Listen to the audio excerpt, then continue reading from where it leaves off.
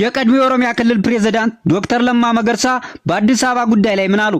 በኢትዮጵያ የፖለቲካ ታሪክ ውስጥ የለውጥ ተስፋን ካበሰሩ የፖለቲካ አመራሮች መካከል ዶክተር ለማ መገርሳ ግንባር ቀደም ተጠቃሽ ናቸው። በኢህአዴግ ዘመን የኦሮሚያ ክልል ርዕሰ መስተዳድር በነበሩበት ወቅት ከባድ የህዝብ ተቃውሞና ቅሬታ በተስፋፋበት የህዝብን ጥያቄ በማዳመጥና የለውጥ አቅጣጫ በመንደፍ የተለየ የፖለቲካ አቋም ያሳዩ የለውጥ መሪ እንደነበሩ ይታወሳል። በወቅቱ ዶክተር ለማ መገርሳ የሚመራው ቲም ለማ በመባል የሚታወቀው የኦሮሚያ አመራር የተለየ ለውጥ አስተሳሰብ በማራመድ በህዝብ ዘንድ ተስፋን ከፍ አድርጓል። ከዚያም በኋላ በኦሮሚያና በአማራ አመራሮች መካከል ኦሮ አማራ የተሰኘ ትብብር በመፍጠር የለውጥ ጥያቄ በመላ ኢትዮጵያ እንዲስፋፋ ከፍተኛ አስተዋጽኦ ማድረጋቸው አይዘነጋም። 10 ዓመተ ምህረት የኢህአዴግ አገዛዝ ከስልጣን ወርዶ የብልጽግና ፓርቲ ወደ ስልጣን የመጣበትን የፖለቲካ ሽግግር በመምራት ዶክተር ለማ መገርሳ ጉልህ ሚና ተጫውተዋል። በኢትዮጵያ የመጣውን ታሪካዊ የፖለቲካ ለውጥ ካመጡ የክልል መሪዎች መካከል ዶክተር ለማ መገርሳ ፊት አውራሪ ነበሩ። ከለውጡ ማግስት ለማ ከኦሮሚያ ክልል ፕሬዝዳንትነት ወደ ፌደራል መንግስት በመሸጋገር የመከላከያ ሚኒስትርነትን ተረክበው አገልግለዋል። በዚህም የሀገርን አንድነት በማጠናከርና የህዝቦችን አብሮነት በማጽናት በትጋት ሰርተዋል። ሆኖም ከለውጡ በኋላ በመጡ የፖለቲካ አቅጣጫዎችና ከአዲሱ የለውጥ አመራር ጋር በተፈጠረ ልዩነት ምክንያት ከመንግስት ኃላፊነታቸው ርቀው ከፖለቲካ መድረክ ራሳቸውን በማግለል ኑሯቸውን በውጭ ሀገር ካደረጉ ሰነባብተዋል። ከፖለቲካ መድረክ ከተገለሉ ጊዜ ጀምሮ በአገሪቱ እየተከሰቱ ባሉ አንገብጋቢ የፖለቲካ የማህበራዊና አገራዊ ጉዳዮች ላይ አስተያየታቸውን በግልጽ ከመስጠት ተቆጥበው ቆይተዋል። በተለይም በአንድ ወቅት የለውጥ ተስፋ ምልክት ሆነው የታዩት ዶክተር ለማ ዛሬ በአገሪቱ እየተፈጠሩ ባሉ ከባድ ክስተቶች ላይ ምንም አይነት የፖለቲካ አቋም ወይም ሐሳብ በይፋ አለማንጸባረቃቸው ብዙዎችን አስገርሞ ቆይቷል። እየተካሄደ በሚገኘው ሀገራዊ ምክክር የአዲስ አበባ የባለቤትነት ጉዳይ እንደገና ከፍተኛ ውዝግብና ውጥረት የፈጠረ ጉዳይ ሆኗል።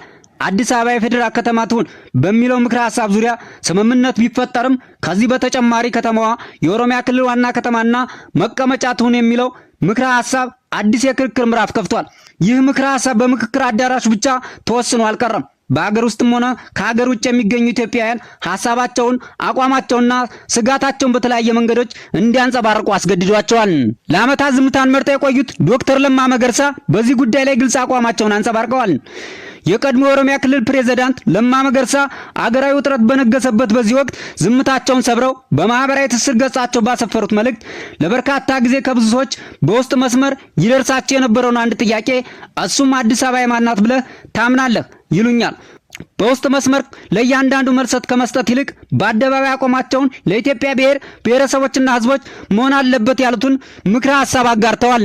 ምን መሰላችሁ? እኔ ባለፈውን በተደጋጋሚ እንደተናገርኩት አዲስ አበባ የኔ ናት፣ አይ አይደለም ያንተ ናት እያልን ጊዜያችንና ጉልበታችን በጥላቻና ባልባልታ ንትርክ ከምናባክን እውነታውን ተቀብለን ለወደፊታችን የለውጥ ጉዞ አንዱነን ተነጋግረን ችግራችን ፈተን በአዲስ ህልም፣ በአዲስ ራዕይ፣ በአዲስ ተስፋ ሀገራችን ከዋናው የወል ጥላታችን ከድህነትና ከጠኔ ያላቀን ብንራመድ ሁላችንም ይበጃል ብዬ አስባለሁ።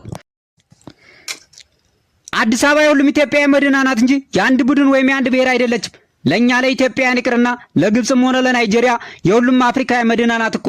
ስለዚህ እንደኔ የአዲስ አበባ የባለቤትነት ጉዳይ መፍቻ መንገዱ አንድ ብቻ ሆኖ ይታየኛል። እሱም አዲስ አበባን ራሷን የቻለች ክልል ማድረግ። ለዚች ከተማ እንዲሁ ካልሞትል ብለን ከምንተላለቅ ደህና አእምሮ ካለን ሌላ 10 አዲስ አበባን መገንባት እንችላለን። ቻናላችን ሰብስክራይብ በማድረግ ቤተሰብ ይሁኑ።